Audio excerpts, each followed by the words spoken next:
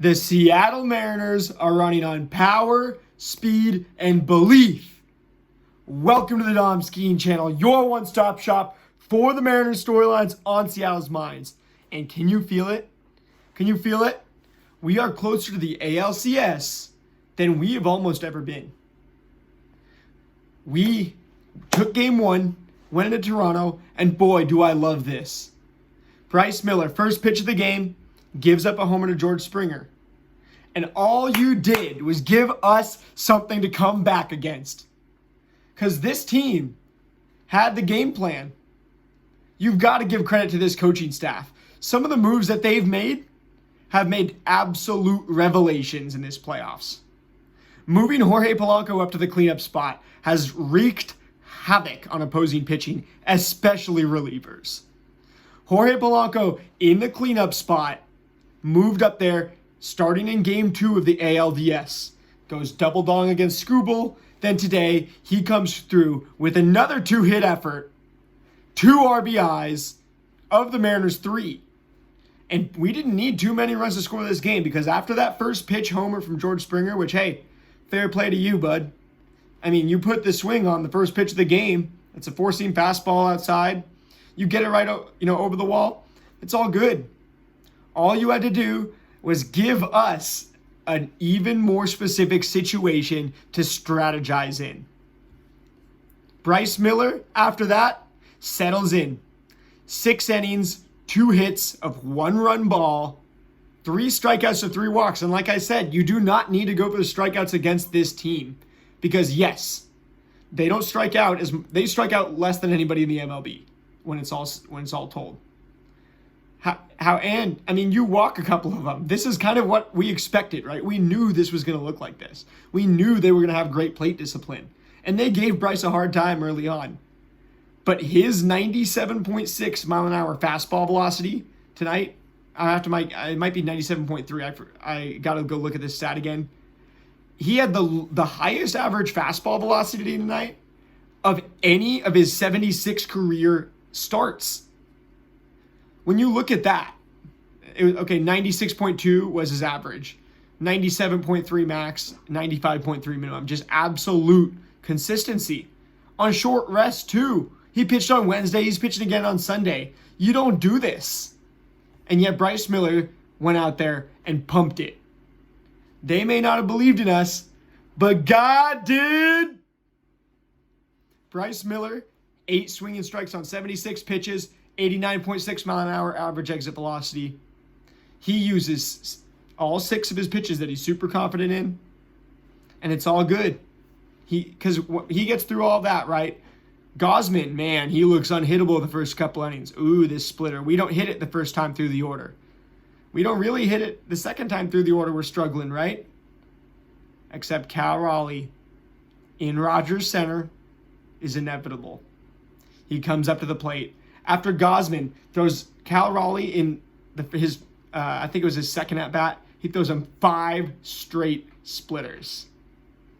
You throw Cal Raleigh 5 of 1 pitch in a row, you might get him out on that one at-bat, right? But that's not gonna last. This guy is seeing the pitches better than almost anybody that the Mariners have ever had. And I harken back to some of these early at-bats that he was having in April where he was just fouling pitches off. He is such a tough out. He's not just homers.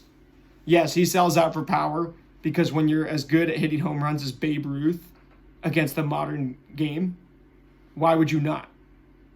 But in this spot, Cal Raleigh comes through.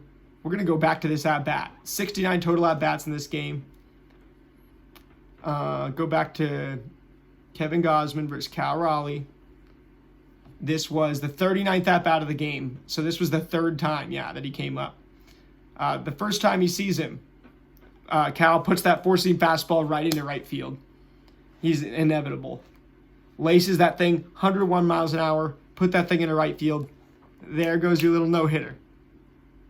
Then, second at bat, right? Okay, well, I'm not going to throw Cal Raleigh a fastball. Why would I do that, right? Did that the first time. He didn't take it. He just laced it. Second at bat, 5 straight splitters. 4 of them absolutely unhittable. way outside the zone, and a lot of them bouncing. One of them in the zone, the third one. And man, he did fool Cal, right? Because Cal swings at the first one, takes the next one, fouls off the third one, the only one that was in the zone, takes the fourth one, which bounced, and then the fifth one, which I think that bounced as well. Swing strike, it is what it is. But the next time Cal came up, it all came back into play.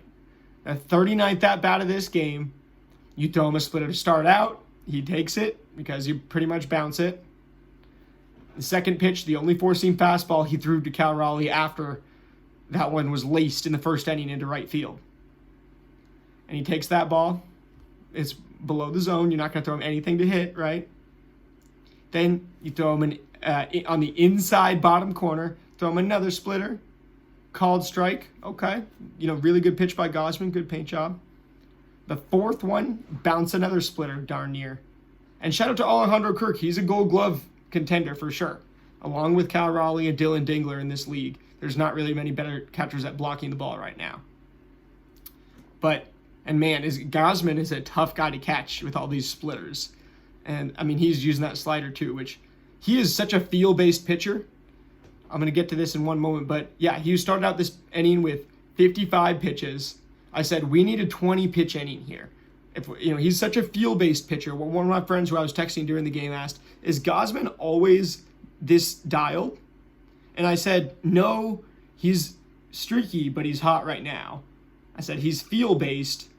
And for that reason, right, let's go out, let's have a long inning, and that feel will fade quickly. So to start this inning off, before I even get to the homer, the pitch that Cal homered on, JP comes up, takes a whole lot of crap, whole lot of fastballs, gets 3-0, then, ends up getting out. He ends up grounding out, but then Randy comes up, and Randy strikes out swinging too. He throws Randy 2 sliders, really didn't want to pitch to him, really. Did throw him a few fastballs in, which one of those fastballs in that Randy keeps seeing, he's going to crush one of these games. And then when Cal comes up, those 4 pitches go by, you throw him, what was this, the 9th splitter that you've thrown Cal Raleigh? Come on. Cal Raleigh reaches down, takes that thing, puts it over the wall, and it's a tie ball game. Rogers Center, which was rocking the first couple innings when the Blue Jays had all that traffic on the base pads, goes absolutely silent. And you know what we said about the Tigers, right? Kerry Carpenter, mad respect to him. God-fearing man in his own right who absolutely probably was the best player in that series, maybe even against us. The way that he took the air out of Safeco Field, T-Mobile Park, twice in that series, both of those 2-run homers that he hit. Cal Raleigh did that in Toronto today.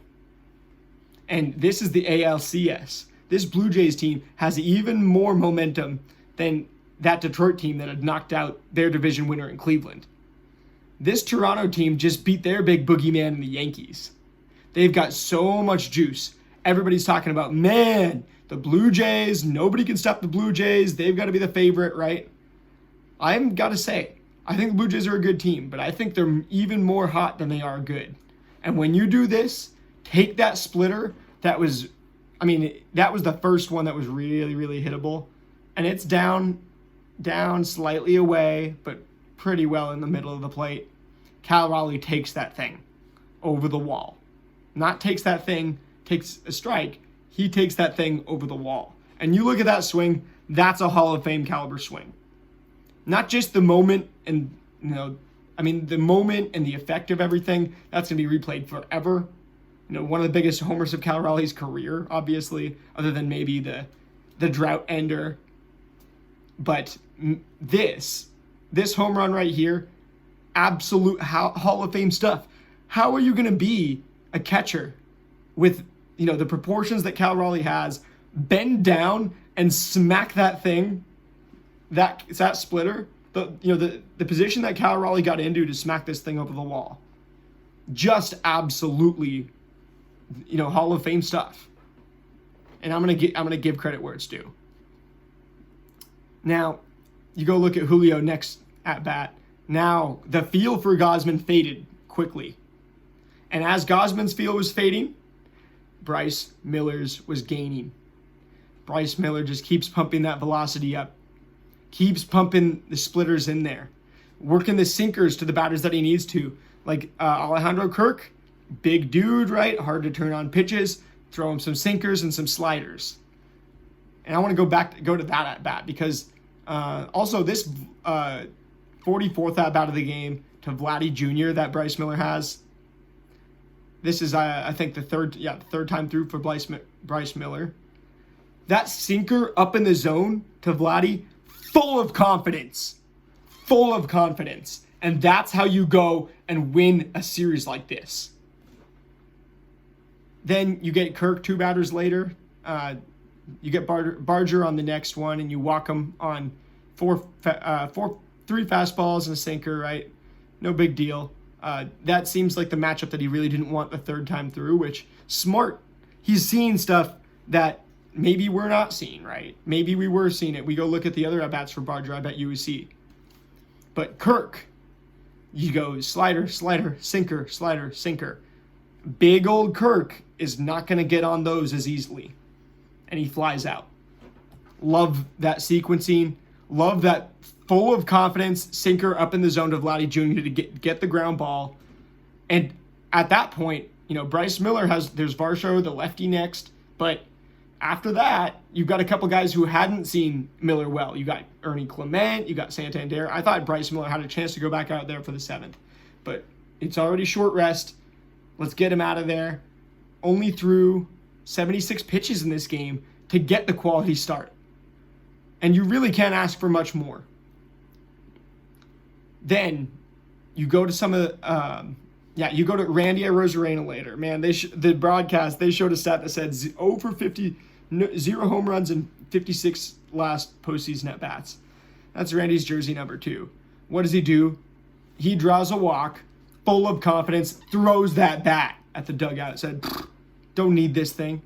Then he goes and steals second, steals third. And then what happens? Jorge Polanco back up. Already had an RBI. That same big inning where we chased Mr. Gausman out of the game, Brendan Little comes in. They get the lefty in there to face Polanco. And what happens? Brendan Little was looking at Julio on second base. Julio might have even been helping Jorge out with the signs. That was really the first time we had a runner on second since I think the first inning. And, Brendan Little is looking all over the diamond. He's throwing some weird, not really, getting his pitches where he wants them. He throws one to Jorge. Jorge does what he does, and he pulls that thing. Jorge Polanco, the exit velocity on that one, 110.7 miles an hour. The last game we played on Friday, Jorge Polanco had the highest exit velocity of the game at 110 miles an hour, over 110 miles an hour, with the single that sent us to the ALCS. Then he goes and hits a nearly identical batted ball to score our second run in this game. Then he goes and does it again later. Because, so Brendan Little, right, Jorge goes up against him, and man, Brendan Little did not do well, right, only gets the one out, faces a couple batters. Then they bring in Louis Varland the next inning, and he was lucky. The fact that this guy didn't give up a run, man, he was missing those spots. He also had 1 strikeout to no walks. He did get one really good call on JP not really good, but got a really helpful call, we'll say, from the umpire. Varland did on JP, which should have been the walk. However, and I think, was that Varland? So, this game just finished, right? We're full of emotion, but got to be able to look at these things, want to know every pitch, and you got to be able to look at every pitch and see what's going on. It was, it was Varland. Varland's last batter was JP. He throws him 6 straight 4-seam fastballs. The 5th pitch was absolutely ball 4. But hey, you do not need luck, and you can't beat the umpire. All you can do is go and play the game that you're presented with. And the situations that we were presented with, We went 1-0 every pitch, and we took this game. As JP said, we're tired, and we don't care. Jorge Polanco's post-game interview, he said the same thing. Ken Rosenthal, how do you guys do this with no rest? Well, we got some rest yesterday. There's really, just stoicism 101 from the Seattle Mariners today. And then you get later in the game, and what was it that I was going to look at? Oh, yeah. So Louis Varland gets lucky not to give up a run. Then Sir Anthony Dominguez, and Louis Varland did have one really good pitch, I wanted to say. He was really off. He looked like he just could not hit his spots. The control for Louis Varland was completely off, especially against Gino, to give up the ground rule double, or not the ground, but the double off the wall, off the very top of the wall. That was that close from being a home run. 820 expected batting average on that, 107.2 miles an hour, thrown to 95 feet, deep into right center field. So this game very well could have been 4-1 in that regard. But then it was to Victor Robles. No, it was to Dom Canzone, right? Yeah. No. He threw a knuckle curve that was in on the knees. That was extremely hard to deal with. Yeah, I think it was this Victor Robles the fourth pitch to Victor Robles was this knuckle curve, and it didn't, on the broadcast, it looked like it was completely somewhere else than it looks like on StatCast right now. This final pitch to Victor Robles, an 89-mile-an-hour knuckle curve when you're on a 2-strike approach already as a hitter. If they get that anywhere near the zone, you got to swing, and there's really not as much that's as unpredictable as a knuckle curve. So good pitch by Varland. He's going to need to rediscover that if he's coming back in this series. Gabe Spire goes and shuts everybody up.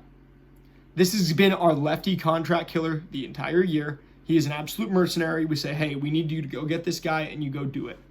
And he comes up, he mows down Varsho, Clement, Santander, 1, 2, 3. Very clean inning, too. Gets the outs on a slider, a four-seam fastball where Clement swings at the first pitch on the outside of the zone. And then Santander low and a little bit outside, gets him to swing. And great catch by Randy Arozarena on that, too. I will say 930 expected batting average on that Santander line out to Arozarena. Although it was only 86.9 miles an hour, really did hang up there enough just for Randy to come in and make that play.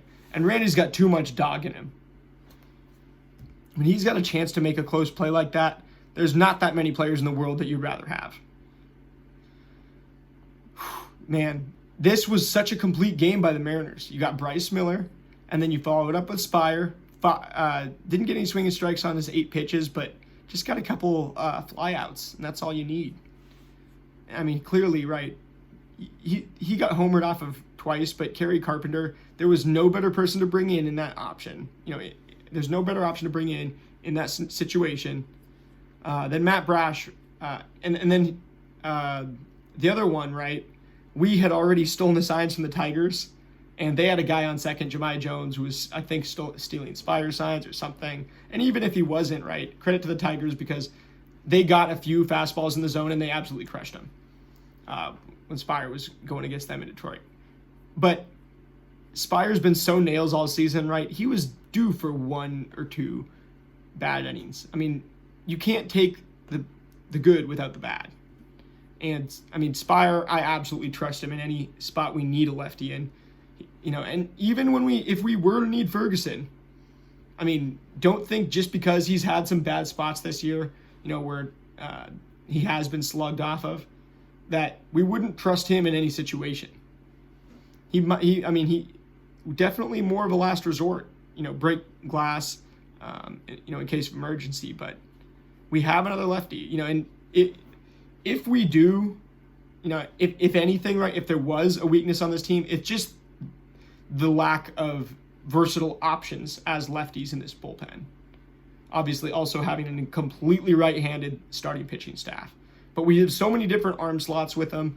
Our pitching lab is one of the best in baseball, so they know what they're doing. And our our 8th and 9th inning guy, our setup, and our closer throw basically only sliders right now, 90% sliders. But Munoz actually went with 3/4 seam fastballs to the 5 sliders today, so didn't go quite as power slide, sway heavy. Did get 1 swing and strike on the slider, and then it only took him 8 pitches. It only took. This is amazing. The fact that Spire, Brash, and Munoz all went through the 7th, 8th, and 9th innings after Bryce Miller, taking only 8 pitches apiece, and Brash getting 1 strikeout, but the other 2 just getting flyouts and ground ball outs. Just 1 hard hit on Brash, just 1 hard hit on Munoz. Miller did get, he did allow 8 hard hits on 76 pitches. There's a home run in there. There's a few others. We know the Blue Jays have some sluggers, and they're going to hit the ball hard when they do. Also, the roof was closed. It's indoors, so the ball is going to fly. And Gausman allows 8. He also threw 76 pitches and also allowed 8 hard hits. I don't know if we've had a single other game this year where both starting pitchers have the same number of pitches and the same number of hard hits. If you do, by chance, are an absolute maniac nerd like me and, know something like that, go ahead and put it in the comments below. It would be cool if there was a baseball-specific AI, too, that was able to, answer a question like that in seconds using the data from Baseball Savant that we have available. But anyway, then, they bring in Mason Fluharty and Jeff Hoffman for the 8th and 9th innings after Sir Anthony Dominguez only gets 1 out in the 8th inning and giving up a run where Jorge Polanco again laces the ball into the outfield. That one actually was a dribbler, but it was right between the first baseman and the second baseman. Beats, what's left of the shift, basically. And Jorge Polanco is the player of the game tonight, has to be, but Bryce Miller, I want to give it to him too. Jorge also, it's funny that Jorge Polanco single that scored our 3rd run, our insurance run, just a 0.90 expected batting average. But hey, when you start to get some momentum, things are gonna go your way. And we were putting balls in play. We did our thing. We lose the battle on expected batting average, 226 to 241. But the Blue Jays only get 2 hits in this game. 1 run on the first pitch of the game, homer, and then only 1 hit after that. We go 27 outs. We go 23 of our last, we record, I forget what they were saying as we were catching the final out, but something like we retired 23 of the last 27 batters. Just absolutely mental what we were doing. And we also only allowed 4 walks. So, really, base runners were just so hard to come by for the Blue Jays tonight. On a day where our pitching was so exhausted, how can you not love what this team is bringing to the table? Everything, logically they should take a step back because of this, or this is going to be hard. They're beating it with the human element right now. And hats off to these guys. Give some credit where it's due. I have also, finally, I've never grown a beard before, always had a baby face, but I'm going to let it grow for as long as this goes. I talked to one of my friends who works in the visiting clubhouse at this, T-Mobile Park before Game 5 of the ALDS, a longtime friend of mine. Shout out to Derek. And he told me that Cal was the one, I'm like, hey, you got the mustache going. He's like, hey, Cal said we do it, so I'm doing it. And I said, hey, if we keep going after the ALDS, I got to go with it too, because whatever Cal says goes. And we go play tomorrow. I don't know. We don't know who the starting pitcher is going to be. We're going to do a pregame here. Going to get that up for you guys early in the day, as soon as we know who's starting. And I hope we don't announce it till late, because why would we? Don't let them know anything. Clearly, right, the Blue Jays have had a tough time with our pitching. And so we might as well just let them keep having a tough time. And I have to say, when you're a hot team and you come in and get 2 hits in the first game of a series like this, it's got to be a little bit deflating. This turned into a home game for us pretty quickly. I mean, it was loud those first few innings where they were doing well. And it turned into a home game later where, I mean, even the broadcasters were marking, you've never heard that stadium this silent. You've got to love what the Mariners are doing. They are feeding off of other teams being emotional, and we're being stoic.